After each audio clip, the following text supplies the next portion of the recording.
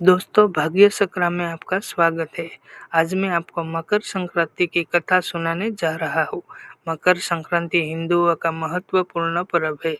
यह जनवरी महीने की 14 और 15 तारीख को मनाया जाता है। यह पर्व भगवान सूर्य को समर्पित है, जिनके बिना सृष्टि की कल्पना नहीं की जा सकती। इस दिन सूर्य भगवान धनु राशि में मकर राशि में प्रवेश करते हैं, इसलिए उसे मकर संक्रांति कहते हैं।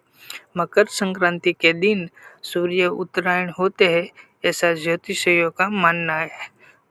सूर्यभान दक्षिण की यात्रा पूरी करे उत्तर दिशा की ओर बढ़ते हैं। इस दिन लोग व्रत रखते हैं और भरपूर दान दक्षिणा देते हैं। यह महत्वपूर्ण और पवित्र दिन है, इसलिए इस दिन दिया गया धन और दिनों की अपेक्षा 100 गुना फल देता है। इस दिन तिल का दान दिया जाता है कि मकर संक्रांति की चर्चा पुराणों में भी मिलती है। भविष्य पुराण के अनुसार सूर्य की दिशा में परिवर्तन के कारण व्रत रखने की परंपरा है। संक्रांति के पहले दिन व्रत में एक बार भोजन किया जाता है। संक्रांति के दिन तेल और तेल मिले हुए पानी से स्नान किया जाता है। इसके पश्चात सूर्य भगवान की प्रार्थना की जाती है। लोग तीर्थों में जाकर गंगा स्नान तथा दान आदि का पुण्य कर्म करते हैं। इससे मोक्ष की प्राप्ति का अवसर मिलता है। संक्रांति के दिन अपने पितरों का तर्पण और तू शांति किया जाता है। इससे पुण्य की प्राप्ति होती है। भविष्य पुराण में मकर संक्रांति की व्रत कथा और उसकी विधि का पूरा विवरण मिलता है। इस कथा के अनुसार भगवान सूर्य अपने पुत्र शनि से मिलने जाते हैं। शनि मकर राशि के देवता, इसलिए इस पर को मकर संक्रांति नाम दिया गया है। मकर संक्रांति का वर्णन महाभारत में भी मिलता है। महाभारत की कथा के अनुसार गंगा पुत्र भीष्म पितामह को इच्छा मृत्यु का वरदान प्राप्त था। भीष्म पितामह महाभारत के युद्ध में कौरवों के सेनापति थे। वह महान योद्धा थे। जब अर्जुन के बाणों से वृद्ध होने के पश्चात बाणों की शैया पर गिर पड़े तो उन्होंने मकर संक्रांति की महिमा को जानते हुए अपनी मृत्यु के लिए गीत इन सुना था। महान ज्ञानी होने के कारण उन्हें पता था कि सूर्य के दक्षिणायन होने पर मोक्ष नहीं मिलता, फिर से धरती पर जन्म लेना पड़ता है।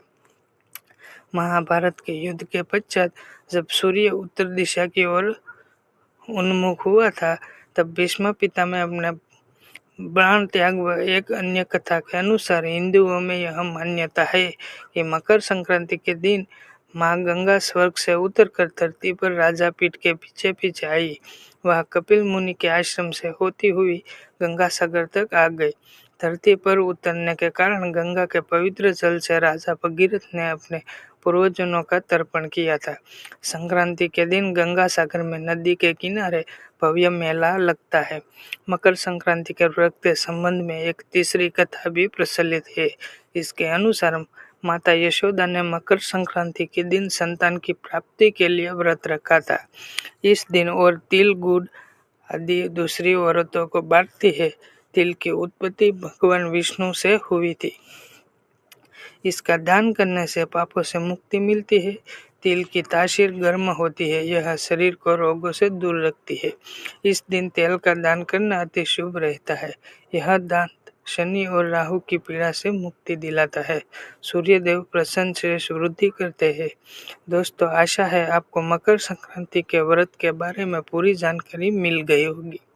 दोस्तों, अगर आपको यह आर्टिकल पसंद आया है तो इसे अपने परिवार और दोस्तों के साथ शेयर करें और कमेंट करें और चैनल को सब्सक्राइब करें और भाग्य सक्रा से जुड़े रहे।